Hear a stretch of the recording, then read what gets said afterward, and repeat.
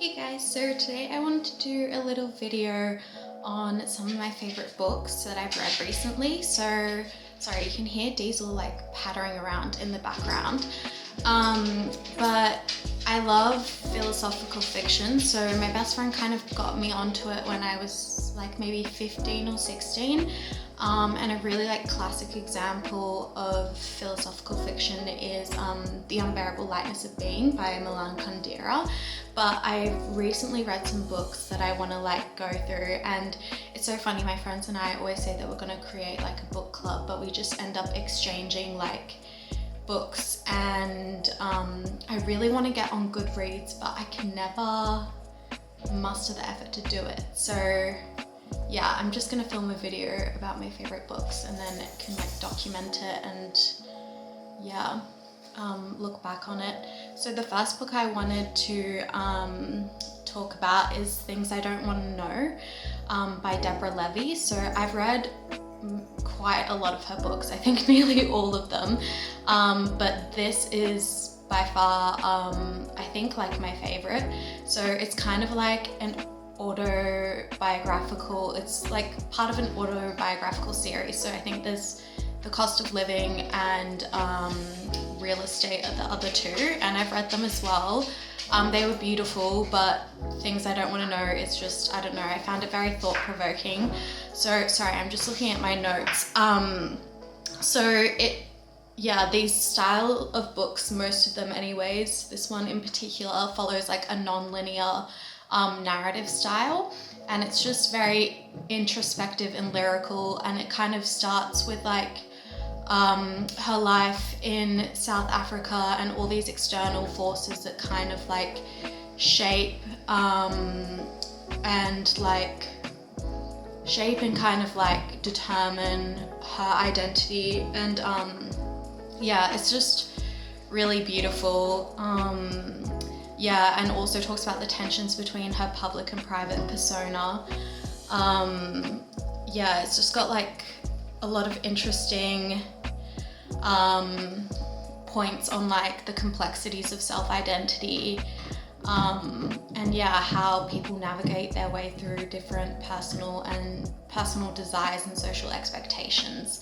I don't have the copy with me because I lent it to my friend, and she's currently in Europe, and I really wanted her to read it, so hopefully she's read it. I reckon she has. And then on to my next book. So this one I read recently. It's Ignorance by Milan Kundera. I've also read a few of his. And this is a really, really, really beautiful book. It talks about a topic that has been quite prevalent in my mind recently. And I feel it's a topic that's not explored enough, and it's not only exploring, the term ignorance in what the definition of it means, but the ignorance behind forgetting the way that people cope with the passage of time. So I'm trying to think of a way to phrase it. For me, I've been thinking a lot recently about how you cope with things over time and you're okay with them over time, but that doesn't necessarily mean that the experiences and memories that have shaped somebody, their impact is mainly forgotten and dulled down by time. But it's really interesting. It follows, I think it's two protagonists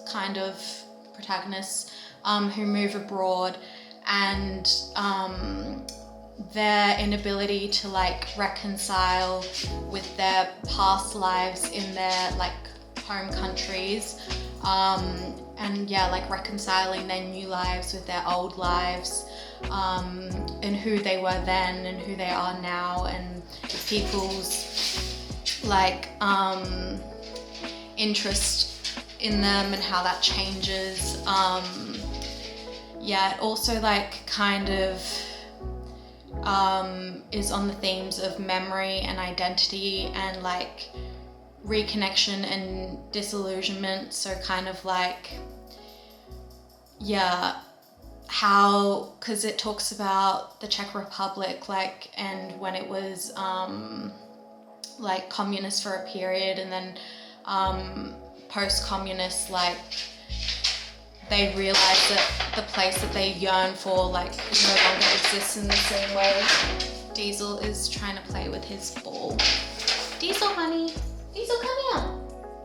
Wait, I'm just gonna get his ball out for him. Here we go, Poppet. Here we go. Sorry about that. So yeah, it's super, super interesting. Yeah, so it really challenges you to think about like how time and memory impacts you and your own life, which I wish I had read it sooner, honestly, because I was thinking about it quite a lot last year, and I might upload, I forgot I wrote something about it. I might upload a video one time with my writing on like this kind of like concept of like how the passage of time and, you know, memory fades and stuff. So yeah, a really beautiful book, and it's like, it's really short and it's like really poetic and just really it just brings about a lot of themes for contemplation. So I would recommend savoring it. I spanned it over like 3 days, I think, and I probably should have done longer, but yeah, it's super beautiful. I'll probably reread it, to be honest. But yeah, then I have another book by Deborah Levy, which is August Blue.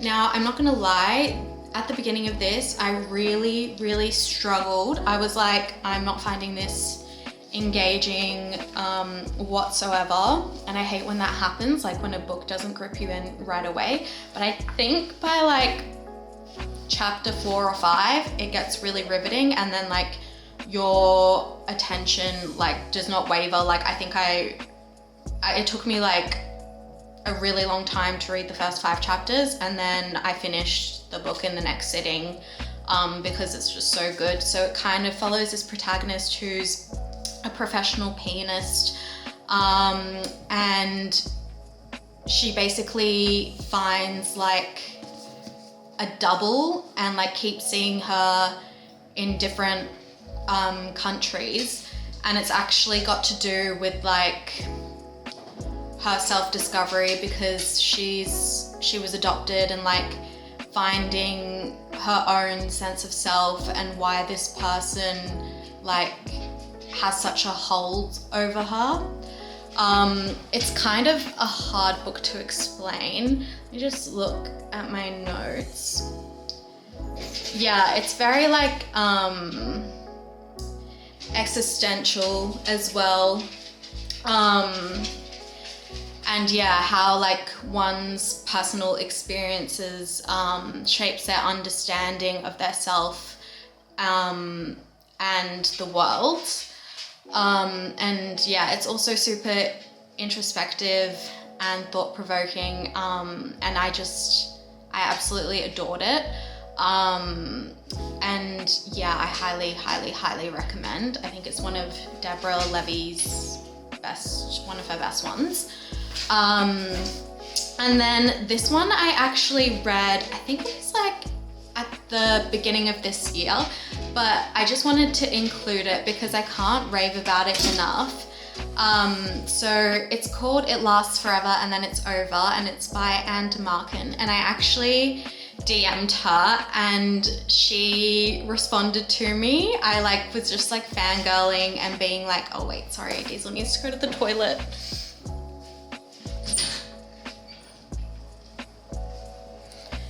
I was like fangirling and sent her like this long paragraph, and like, yeah, and then she was like, oh, I'm so glad like I inspired you to write, and thank you so much for the high praise. And I was just like, oh, like wow. I've bought a lot of copies of this for family and friends. But basically it's about, well, it's actually like, it's kind of like teased how it's like a zombie book, but it's not really a zombie book. It's about like the complexities of relationships and the impact of time on love and commitment.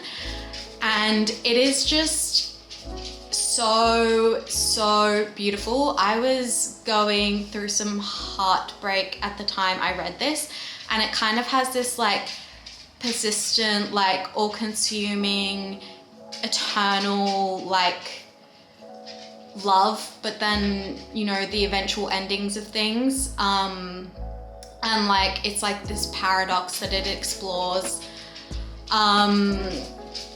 Yeah, it's just, it's super beautiful. There's a lot to reflect on from this book and contemplate, and it's really interesting. It kind of like, it kind of like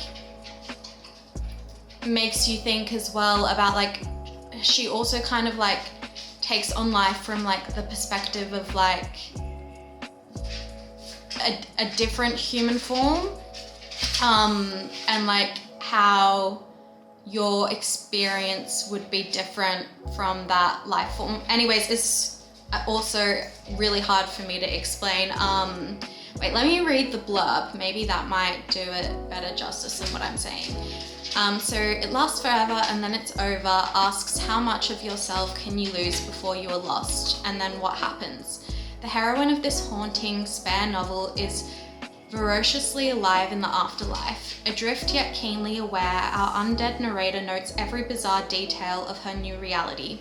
She has forgotten even her name, but she remembers with unbearable longing the place where she knew herself and was known, where she loved and was loved. She heads west and into mind-boggling adventures, carrying a dead but laconically opinionated crow on her chest. The joint winner of the novel prize, Lasts Forever and Then It's Over, is a sharp and funny tale for our dispossessed times.